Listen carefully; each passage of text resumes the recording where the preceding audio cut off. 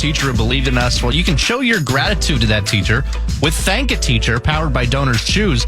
Nominate a public school teacher to win $5,000 for anything they need in their classroom. Go to iHeartRadio.com/teachers today.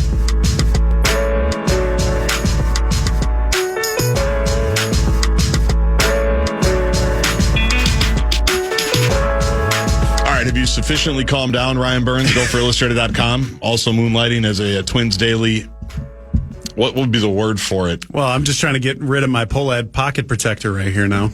Yeah, exactly. That was a good rant. I knew you loved ball. I didn't know it was going to get you to that level, but that was good. I appreciate it. I hope you feel better.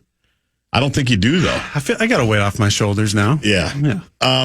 What's the headline right now for Gopher football before we talk about national stuff and the chaos that is December? And it appears to be chaotic this time of year. There's only one transfer portal window. It's going to open January 2nd. There's a lot of what they call in the business pre-portaling, which is a fancy way to say tampering, I think. Yes. Pre-portaling going on right now. But what is the headline? What are we, a week and a day, right? Yeah, a week and a day from... No, a week and 2 days from the rate bowl. No longer the guaranteed rate bowl. They're not going to guarantee the rate. They'll give you a rate. You don't know what the hell it's going to be. It's up in question. And it's not going to be guaranteed. Yeah. But it's the rate bowl a week from Friday, Gophers, New Mexico. What's the headline right now around the program? Oh, there's so many different directions you could go with it. I think, especially now that it's weird to say this, but we're going to be going into year 10 of PJ Fleck here in Dinkytown. It is crazy. I still even remember asking him out in Vegas prior to the season at Big Ten Media Days. I looked him in the eyes on the record and said, "Did you think you were going to be here this long? Because I didn't." And he was like, "Nope, didn't think I was, but I'm happy to still be here and happy to still be an above 500 team." And I think for a lot of fans, especially casual fans in this market, they want to see them have an Indiana type of season or have a 2019 type of season again. And I get the 2019 vibe. Where that we all want that. And the question is, how do you get back there? And I think when you look at the direction of this program where your quarterback came out with your guy Mike Grimm and said he's going to be coming back, I can tell you that he re-signed before National Signing Day. He wanted to get that done right after the Wisconsin game so he can start to talk to guys in the portal, start to figure out who he's going to be throwing the football to, and Drake Lindsey. But it's how do they get back to that? And I think it starts with how do you build again in the portal where you're going to be losing a lot of players, especially on the defensive line, where you're only as good as you are up front. And that's where I'm so tired of talking about the offensive and defensive lines. But frankly, the offensive line may have been the weakest link that I've seen a Gopher offensive line in PJ's now 10 years here, what it will be next year. And if you're not really good up front, it's going to be tough to run the football, and they stunk at running the football. And it's tough to protect your quarterback and things of that nature. But it's when you look at how it has to go over these next 4-6 weeks, where the portal opens on January 2nd, closes for new entrants at midnight for Cinderella there on January the 18th, they have to hit in the portal with raising the floor and raising the ceiling, where you have immediate needs at right tackle, defensive line. I tell you, I'd like somebody that Drake Lindsey can go throw the ball to that actually can have something called a contested catch that I continue to hear about but don't watch consistently enough at Huntington Bank Stadium. But it's how can PJ get from the 6, 7, 8 wins that he has been incredibly consistent at here to getting back to a 10-win season that puts you on in this era on the cusp of a college football playoff. All right, let's talk about Drake Lindsey.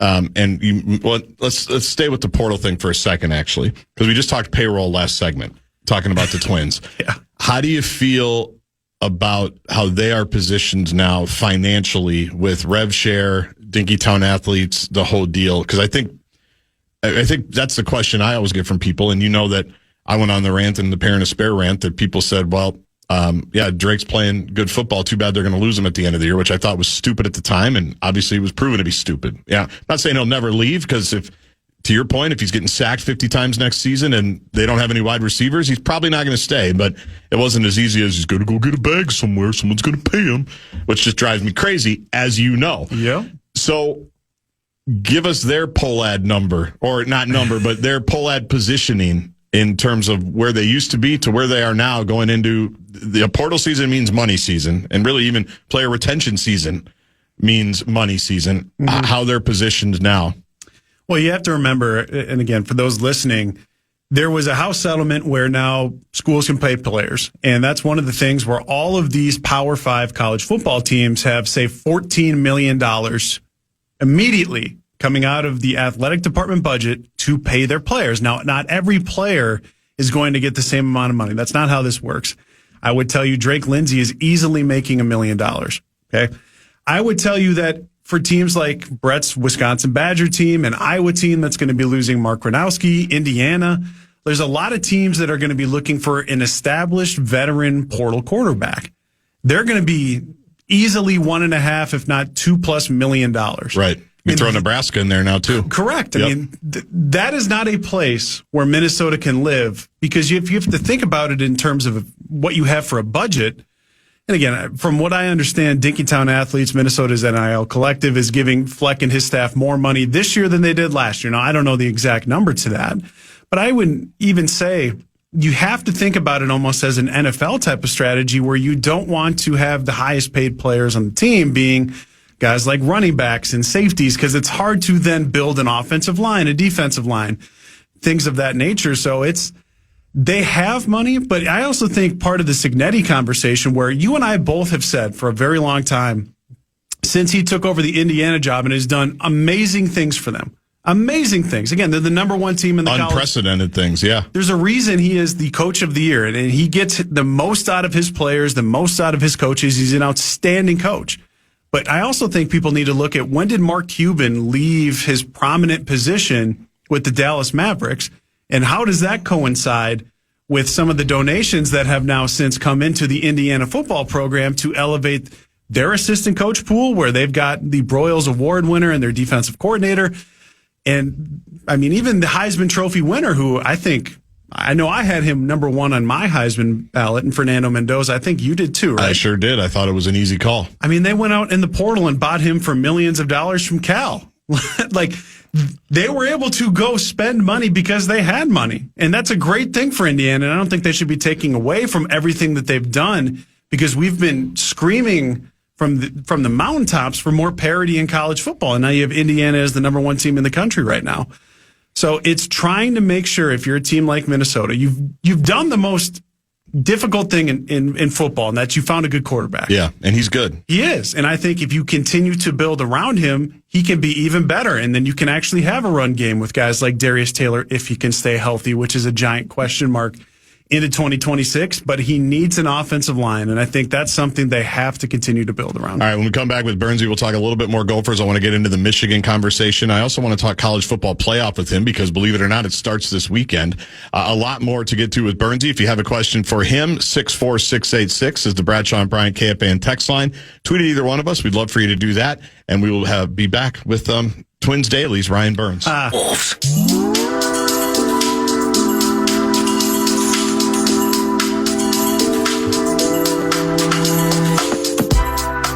Game is a big game when it's Wild Hockey, especially now. Feel the intensity and excitement at Grand Casino Arena this season. Get your tickets today. Wild.com/tickets. Wild.com/tickets.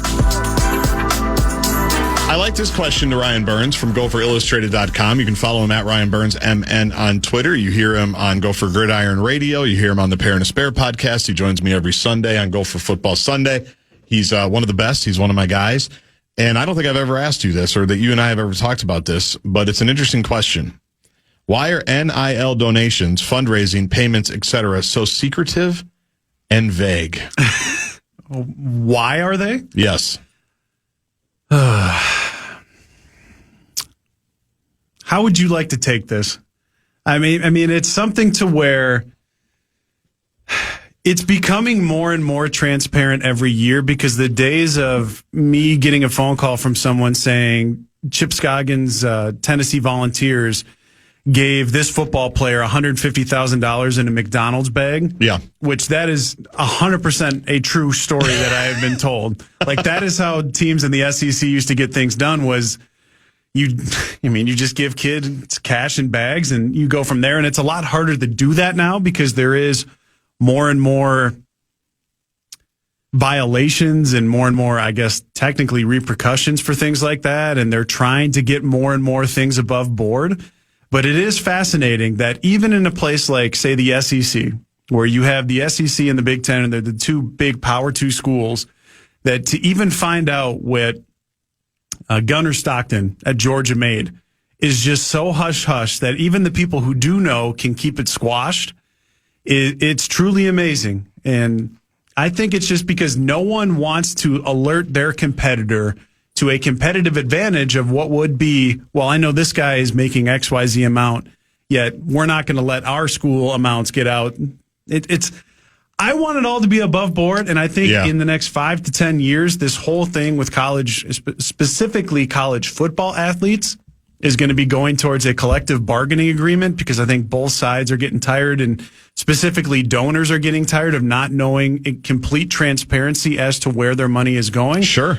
And look, if I had that type of money and I had that type of generational wealth, I'd go buy 100 acres and get out of here. But if you want to go buy a starting quarterback, you can do that too. Right. But you don't know specifically. Those guys can do both. Yes, those guys can do that and whatever else they want to do. If the decision is between my third yacht, Mr. Pohlad, or if it's going to buy a starting quarterback, I get it. But it's becoming more above board. But that's the thing about college football, is you don't know.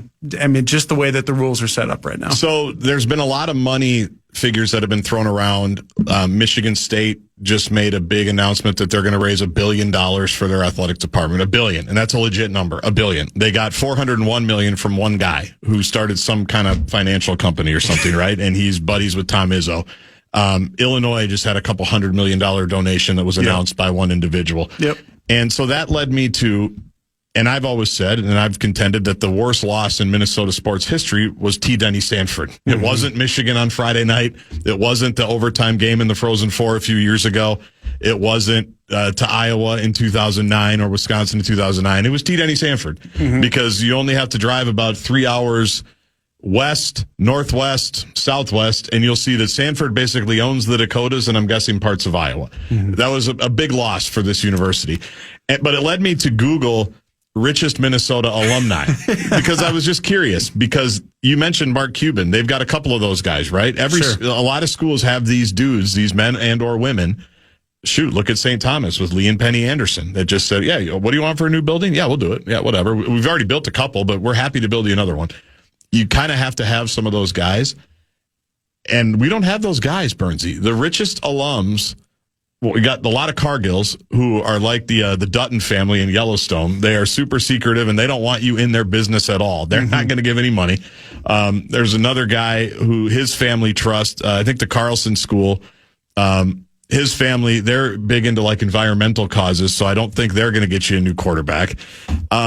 I guess I just wanted to get that on the record that I've looked into it, and I don't think we have our white whale, unless with Joe Pohlad getting kicked out of the Twins, you think that he might want to make something happen and rewrite his legacy and help PJ Fleck. I'm sure they live close to each other in Edina. Could we make that work? Well, the one I would be hoping to see is, we were just out at Oregon probably about a month ago, and I was watching the Marcus Mariota Performance Center go up, and I'm thinking to myself, didn't Antoine Winfield Jr. become one of the highest paid safeties in the NFL here? Sure. Rashad Bateman just re-signed a nice contract. They've got a lot of dudes in the NFL now. I'd be hoping that, for the Batemans and the Winfields, maybe that's the avenue that they explore, because the University of Minnesota thing, it predates Mark Coyle. It goes back to Maturi. It even predates probably my existence on this earth. It does.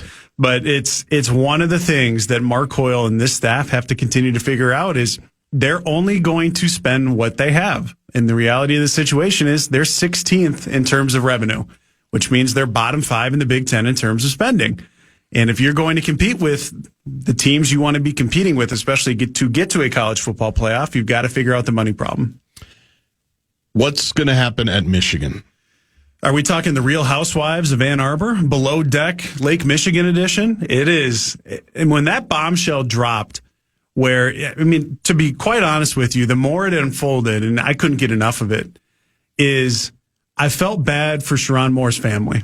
I want to get that stated right away. His wife and kids, with that whole thing and how it went down, and then he's placed in a psych hold for 48 hours, gets to appear in the jumpsuit on It's not a good deal, and I don't know that Sherrone Moore is ever going to be. And I know you've said this for a long time. You've always been big Sherrone Moore guy since he started crying after the Penn State win. What was it, 2023 when he was the interim coach? It's still one of the most ridiculous scenes I've ever seen is him crying on the field at Penn State like Jim Harbaugh was in a hospital in nearby State College fighting for his life when, in fact, he was just suspended for cheating. But it's one of the most preposterous scenes I've ever seen. It still bothers me to this day. Now, I don't wish this on everybody. Right. This is so far gone. Mm-hmm. But anyway. I mean, the whole thing is just incredibly chaotic. And the one thing to me that I still can't believe as we sit here in time that is still true is that Ward Manuel is still the athletic director at Michigan, because you cannot convince me that he didn't know.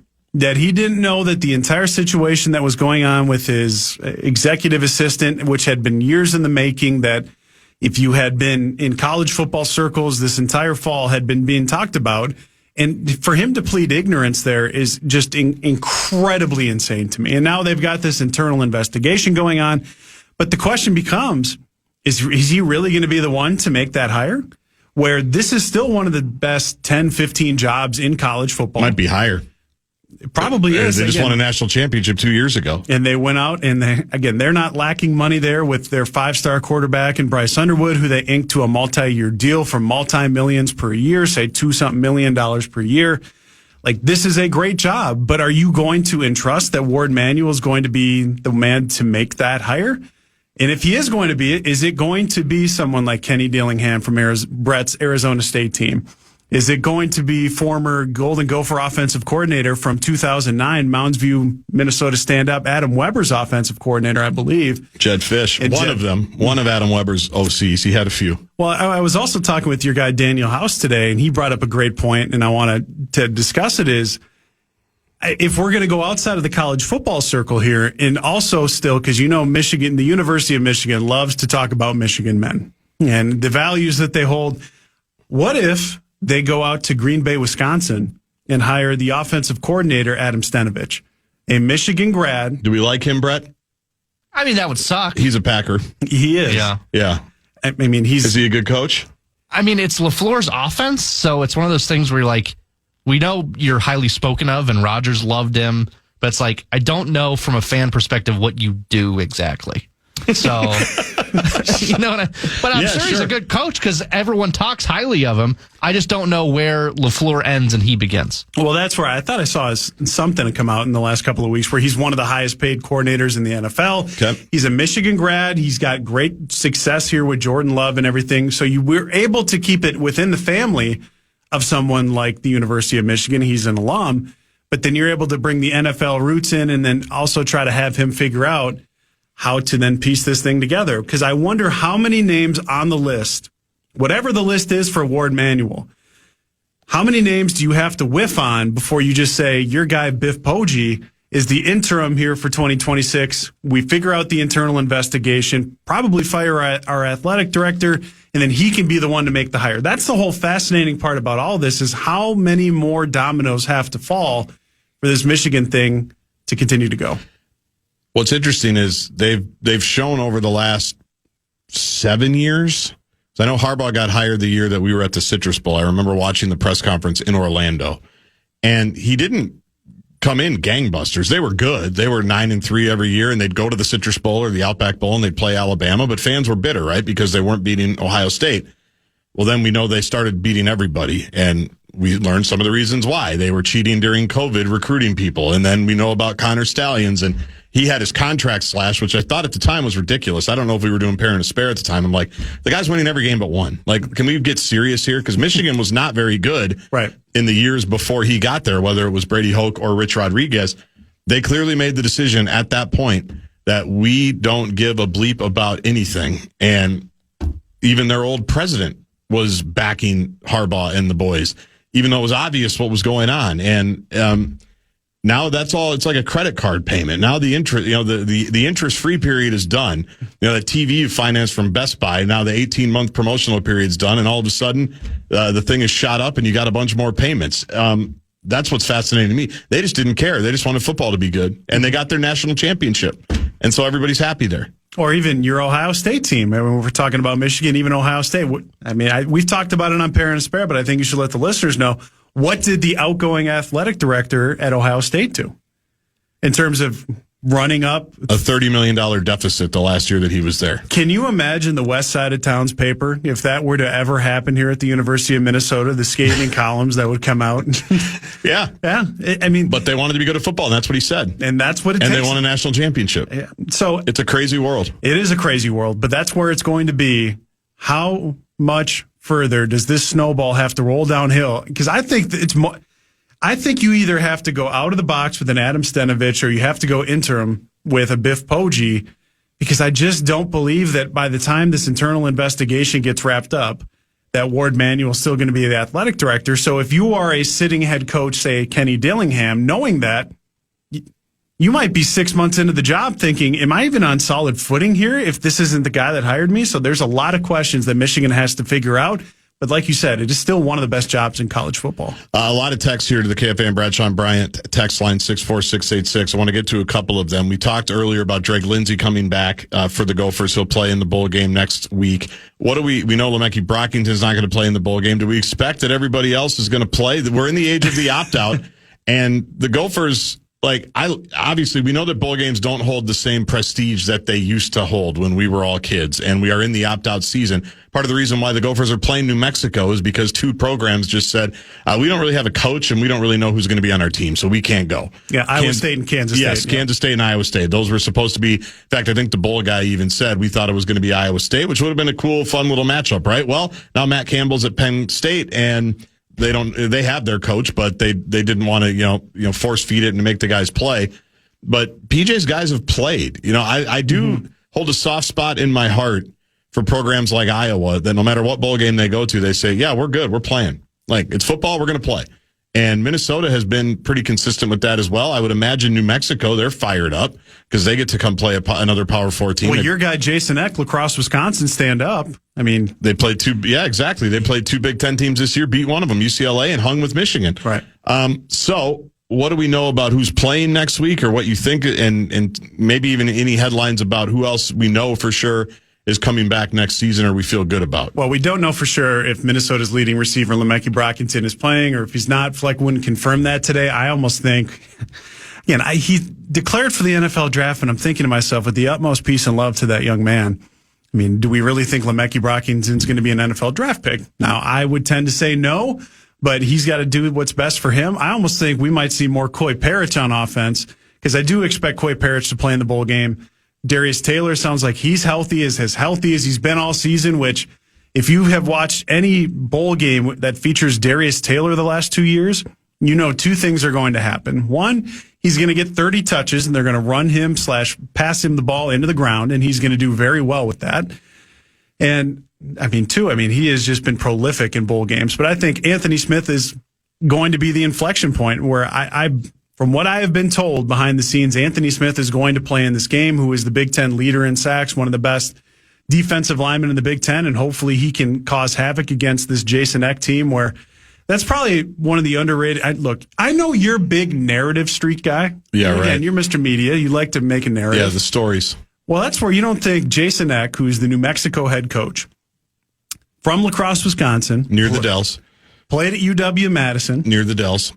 You don't think he wants to beat the Golden Gophers? You don't think he knows that if there's another pear-shaped season for Luke Fickell, that he's probably number 1 or 2 on the list for, Mr. McIntosh out there? McIntosh. Yeah. Out there at Wisconsin. You don't think he wants to beat the Golden, you don't think he's going to have that team prepared? So, again, Minnesota takes bowl games seriously under Fleck. Yeah, they're 6-0. Yeah, I understand it's not the highest caliber of bowl games in them, but you only get to play who's on your schedule. They didn't pick New Mexico. Like you said, I think they thought they were going to be playing Cincinnati, Iowa State, whoever it may be, and then they get a 9-win New Mexico team who, like you said, beat UCLA. So I think Minnesota's going to be prepared, but I'm also excited to see what Drake Lindsay and Darius Taylor can do. The college football playoff, there is a lot of anger about who is in and who is not in. And I don't want to talk about Notre Dame, and I don't want to talk about them taking their ball and going home. Yeah, I don't want to talk about any of that. Okay. But I've seen a lot from like big voices in the sport, like Joel Klatt and others, that have a lot of bitterness that James Madison, for instance, is going to play Oregon this week, and that Tulane is also in the playoff, and they will play Ole Miss this week. Mm-hmm. And I understand their point, but I think they're missing the overall point that, do we think that James Madison is going to go into Oregon and shock the world and beat the Ducks? I don't. Do I think that Tulane's going to beat Ole Miss? Maybe, but probably not. But do I think that those schools absolutely deserve an opportunity to have something to play for and something to strive for? Mm-hmm. I do. And it's bothering me when people are saying, because you got 10 teams that probably have a chance to win the national title. Probably 6 or 7, but 10 theoretically, right? With all the Power Fours. I don't like that those schools are getting kind of shafted in the discussion of why are we even saving a spot for these guys? Like, because you're asking everybody to play. You're asking everybody to field a team. You're asking everybody to fund it at ridiculous levels that we just talked about. Yep. You got to give them something to play for, like something. And I was looking at some tweets from Tulane where their school store, their Goldie's locker room, they can't keep up with the demand for the playoff shirts. Right? Mm-hmm. Like, schools should have an opportunity to have that moment. It doesn't always have to be, and I'm saying this as a Big Ten guy that would love for some time the Gophers to be the 4th or 5th Big Ten team in a playoff, because it'd be fun to do that, right? You and me both. It'd be fun to cover that. Yeah. Brett's thinking the same thing for his Wisconsin Badgers. Iowa, the same thing. I want as many teams in the playoff as possible because it gives everybody a chance outside of the Blue Bloods. But I have not loved the narrative, to use your word, about nobody wants to see those teams. I do, and I want them to have their moment, and I think it's okay that they have their moment. Am I too romantic about college football? No, I think the thing about college football is everybody had been saying for a long time, we want more parity. We're tired of the Blue Bloods being able to buy their way to national championships. Now, do I expect Tulane? Do I expect James Madison to win their football games this upcoming weekend? I do not. But the games aren't played on paper. If they were, who just signed the #1 recruiting class in college football? Southern California. I mean, we've been hearing they've been back since your guy, since your Nebraska team. Have we seen yet? Are they still ranked in the top 25 for next year's preseason top 25 poll? Nebraska football is, and Indiana basketball already for next season. Yes. I love that for them. But, I mean, everybody wants parity until they get it. Or that's even where the Notre Dame thing plays a part in this, where part of why everybody's upset, and we talked about it this week on the pod, was, okay, well, why did they finally, at the very end, after they had Notre Dame higher than Miami for the last month, just flip them? And that's what you get when you have human beings making these decisions where there's not, and you hear their rationale after, there's not a ton of rationale in that. Like, what we need is, to your point, is to give teams a chance. I mean, I saw even today the economic. I mean, you talk about the Goldie's locker room of Tulane. Yeah, like we've talked about for a long time too that college athletics is the front door to a university, and where I even think about, remember the run that, what was it, Florida Gulf Coast? Yeah, Dunk City, Lob City. And then you look at the amount of admissions, correct, donations. Yes, you want as many teams to get in and have a shot. And I understand that last year a lot of the lower seeded teams didn't end up winning their football games, but I remember watching those games thinking, at least you give them a shot to play. Because again, this is their Super Bowl to prove that if you're a James Madison, that you can compete with an Oregon. Or I understand that Ole Miss and Tulane already played this year, and I know how it went. But I know your guy Lane is no longer there, and that's a program that has been under transition, to say the least. And I don't know what version we're going to get of Ole Miss at that point. So this is why you play the games. And I understand recruiting rankings better than anybody. I've been in this industry for 15 years, every single day of my life. I'm talking to somebody about portal retention, high school rankings, whatever it may be. But this is why you play the games, and everybody wants parity until they get it. You would likely be complaining if Tulane or JMU bumped the Gophers. That's a text from 612. No, I wouldn't, and we can write that down. I wouldn't, especially if they were 9-3 or 10-2 or whatever. Sure. It's okay. We're going to survive the first week, because even last year, remember, there was all that bitterness about how non-competitive the first weekend's games were, and there were blowouts everywhere. Yeah, wait till Wild Card weekend, January 11th.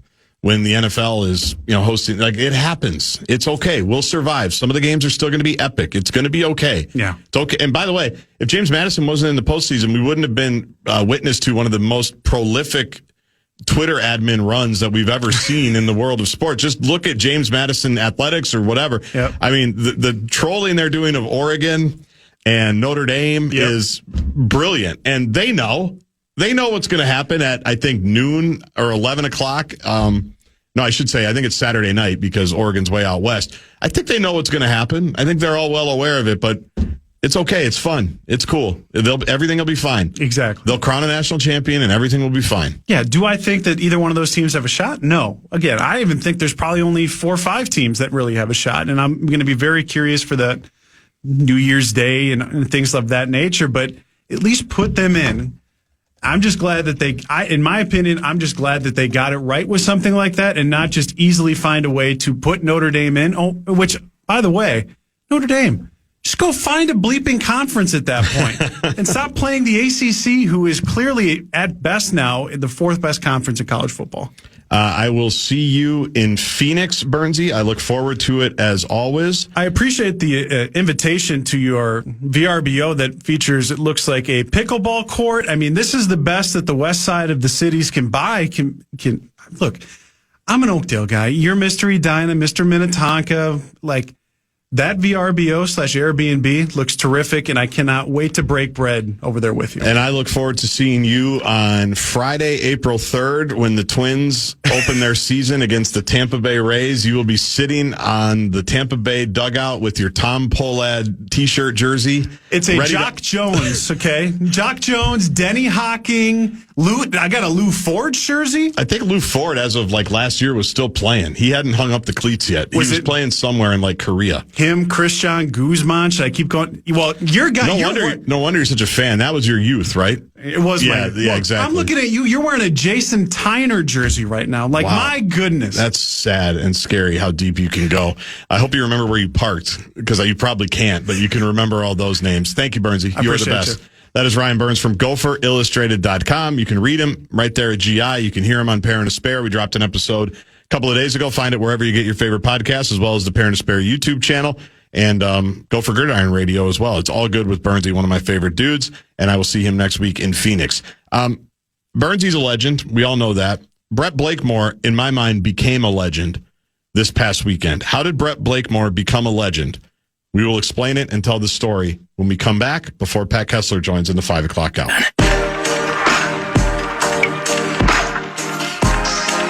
Apple Valley, you're on deck for the feast this week. Join Nordo, PA, Alec Lewis this Friday, Buffalo Wild Wings, Apple Valley. So get ready for Vikings, Giants, plus great eats and your shot at prizes all morning long. Doors open at 8 a.m. Get all the details, KFAN.com, keyword calendar. Top 5 at 5 coming up about 10 minutes from now. Pat Kessler around 5:15. Guardsy in for Barreiro today. Cake Show edition of Bumper to Bumper. Dan will be back tomorrow. If you're looking for Glenn Mason, he joined yesterday. If you were looking for Lou Nanny yesterday, he will join tomorrow. We expect Sean Salisbury as well. So Dan will be back tomorrow and Friday. It's December around the fan. Things get a little weird. Things get a little messy. We have vacation time too. You wouldn't believe it. You wouldn't know about it. But we do. We actually, we get some. And a lot of us try to take it. So, and there's times where we just can't take it because there's a thing called a football season. There's a thing called a state fair. We kind of have to work. When Timberwolves make big playoff runs, we've got to be available for those days. So that's why it's a little wonky in December, but it's all good. Speaking of wonky in December, you had an interesting weekend, Brett Blakemore. You, first of all, had to ride the emotional roller coaster of your favorite hockey team making the biggest trade in its franchise history. Yeah. And coming to grips with it. And I know you're a big Zeev Buium guy. Yeah. And I know you were a big Marco Rossi guy. I was a Rossi defender for years. You were, and now you're vindicated already. Didn't he already have a goal in his first game with the Canucks? As Dan would say, didn't need him. Didn't need him. We did get that like 50 times. It was great. But after Beyond the Pond on Saturday, you drove up to Duluth, Minnesota, because you were taking in the Bulldogs versus the Arizona State Sun Devils. NCHC, right? Yes. Big-time hockey matchup. And, Bulldogs ranked like 5th. Well, they're always big-time good. game. That's Scott Sandlin. I mean, what else do you expect? Even I know that as a new hockey fan because of Quinn Hughes. Why did you go up to Duluth? What was the task? So I just retweeted my own tweet, which is tacky, but just to I just show what it retweeted is. your tweet as well. Okay, good. Because I think people need to go to my Twitter and or your Twitter. Actually, let me set it up. Go ahead. Let me set it up this way because I was trying to figure out how to get in there. I discovered, a year or so ago, that the head coach of Arizona State, the Sun Devils, what's his name? Greg Powers is his name. Looks like he's a long-lost Blakemore. Looks like he's your long-lost twin brother. Yeah. And so then I got in the algorithm because I tweeted about it one time. I somehow got a Greg Powers press conference video on my feed. And the Devils must have had a big win or something. And I tweeted out, congratulations to Brett Blakemore on, continuing to grow the game in the desert. And now all I get is Arizona State hockey stuff. And because people can go to your Twitter handle and think about it or see it. He does look exactly like you, I think. Mm-hmm. Now, he has glasses, right? He's got glasses. I wear glasses from time to time, but I don't need them. I think he needs them. So in a throwback thing, I just said this a little while ago, I think on Parent and Spare. We used to do a lot of cool stuff back in our younger days. We used to do fun bits and wacky things all the time before we, matured into an actual radio station. I don't know what it was, but we used to we just get ideas and we would just go do them. We probably need to get back to that in the new year, 2026. But our dream was for you to get a side-by-side picture with Greg Powers. My dream was actually to have you sitting behind the bench and just have the TV shot of when they show the coach. You're just right behind him like you're his brother in this team seats. And I give you a ton of credit because you did what we all used to do. You went above and beyond and drove up to Duluth in sub-zero temperatures on Saturday, made all the accommodations and requests and asks. And I think from what you told enough lies to get yourself where you needed to go. So half lies. If you go to either one of our Twitter handles, you can see from my money, it's the end of the year. So people always do like the image of 2026. This to me is the image of 2026 for KFAN right here is you with Greg Powers. Could be Brett confusing. Powers. Yeah. In Duluth, Minnesota on a sub-zero frozen December afternoon. So how did it happen? So we've been planning it for a while. And so I got in touch. We looked at their schedule. The only time St. Cloud, I think, goes to Arizona State. So the closest was Duluth. So all right, we got to make that work. So you get in touch with Siski, Bruce Siski, the play-by-play guy. Sure. Who got me in touch with someone else, whose name escapes me at the moment, but thank you very much. Who got me a credential, which was half the battle. Yeah. So then I pitched. Which, by the way, should not be that difficult. Like, with all respect to Amsoil Arena, it should be pretty easy to get in there when you're Brett Blakemore. Well, thank you. And for you the got compliment. in there. I did. They didn't put me in the system, so they had to write me a credential on the spot. But hey, I'll take it. That happens. No one checked, by the way. So, well, there's a little half line. No, Bruce saw me, and I'm just. But so I pitched the idea to him. He loved it. So then we get there, and I'm in the press box, and even Bruce Siski he goes, "You do look like him." It's kind of weird. It's unbelievable. Yeah, it really is unbelievable. So I asked the one guy, I'm like, what do we think we can do? Do you think we can get me down there, like before or after? So they send me with intern gal, and she's like, do you know where the coaches are? And she's like, I think so. Like, send them down there. And the kind of half lie told, does he know that this meeting's coming? Oh, boy. And I'm like, well, yeah, of course. Now, I'm not just going to drive 2.5 hours from my home to take a random picture with a guy. He totally knows. Yeah. But in my defense, he has tweeted back at me several times. We've gone back and forth. Yes, this is kind of a bit between you two. Yes. So, and he's said like hashtag good looking and handsome fella. Last year when I was visiting my sister in Phoenix, I drove to the arena just to get a picture out in front of it. So much commitment. Yeah, exactly. So now I had to one up myself this year. So I go down there and, we can't find him, and intern gal's getting a little like antsy. Tense. Like, yeah. So we see like a couple people in Sun Devil stuff, and she's ready to just go back. Well, that's it. Right. So I just go up out of my own way and just ask, hey, is Greg around? And they're like, Greg Powers? I'm like, yeah. The head coach? Yeah. I'm like, yeah. He goes, what do you need? I was like, oh, well, I was hoping to get a quick picture with him. They go and get him. And he comes out very confused. Oh, I'm sure. Yeah. And so I have to explain to him, like, hey, I'm Brett Blakemore. We've gone back and forth on Twitter. He still doesn't really know. No, and I'm should like, he? And I go, yeah, like Justin Gard and Pat Nicoletti tweet you. And Doesn't care. Doesn't bother. Well, hang on. This could have been acting, or the light could have flipped. I think if it was good acting. But he goes, oh yeah, like you're that guy. Like I absolutely know what you're that guy. Yeah. Well, yeah. And he knew, like, and then he started saying that, oh, well, you're handsome. You know, what can I say? So he's like, yeah, we got to get a picture. And he asked like a couple, like two small talk, like, oh, are you from here? And I do the whole, no, I'm from Des Moines, but I work in the cities, blah, blah, blah. So then I go, well, the idea is I'm hopefully going to be right behind you at the bench. And I explained it to him. So that way, and by the way, if anyone is an NCHC subscriber, in the first or third period, if it ever cuts to the coach, someone screen grab that, please. Yeah. I have yet to see that. Because we couldn't, I mean, I wanted you to be committed to the bit. I wasn't going to be an NCHC TV subscriber that night. I did think about it to try to find it, and I wonder if you can go back and archive games. I'm sure Surely you can. And I'm sure somebody in Duluth probably has the video. Yeah. It's out there somewhere. We need the screen, because you were right behind him. But anyway, go to the picture. So he's like, yeah, let's take a picture. We get that. And you did the forks up too, right? Yes. Because that's the bit for Arizona State. Yep. He loved that I was wearing Arizona State stuff. I'm like, oh, you think I'm not committed to he's like, oh, I love it. You got the stuff on. So even intern gal walking back, like, you guys do really look alike. I'm like, yeah, I know. So I get back out of the press box. Thank you, everyone. And I go, yeah, we actually think right behind the bench is a good spot. Like, you should be able to just sit down there. I'm like, yeah, no problem. Because I looked for tickets in that spot. Yes. Because I was committed to this as well, but there weren't any available, even on like SeatGeek or StubHub. So I don't know if season ticket holders have them and don't go all the time or what, but there were none available right behind the visitors bench. So I'm glad that worked out. Yeah. So I think it was just family. Like, they said they were all sold, but then Friday night, no one was sitting there. So they're like, well, you should be fine to just sit down there and you'll be fine. Brilliant. So I was literally, the second period, he was on the other side of the bench, but literally the first and third period, I was right behind him and like perfectly framed. If the TV ever cut to him, it would be a great screenshot. And he saw me and acknowledged me like the first time in the first period he was coming to the bench.